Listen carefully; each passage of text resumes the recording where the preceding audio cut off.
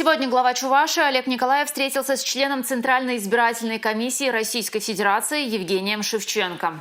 Стороны обсудили предстоящие в сентябре выборы в муниципальные органы власти, преобразование районов в округа, преимущества такой системы работы. Евгений Шевченко отметил, сбор подписей за кандидатов через единый портал госуслуг, проведенный в Чувашии год назад, показал свою эффективность. Опыт республики теперь перенимают и другие регионы. Обсудили на встрече и работу Центра общественного наблюдения в Чебоксарах, который также показал свою результативность на предыдущих выборах в республике. У вас центр был очень хорошо организован, да, на базе Чувашского государственного театра оперы и балета. Очень красивое помещение, очень функциональное. 20 рабочих мест было, да, и люди могли в течение 72 часов круглосуточно, все желающие, присутствовать, смотреть, наблюдать. Тоже была функция перемотки назад, разобрать ситуацию.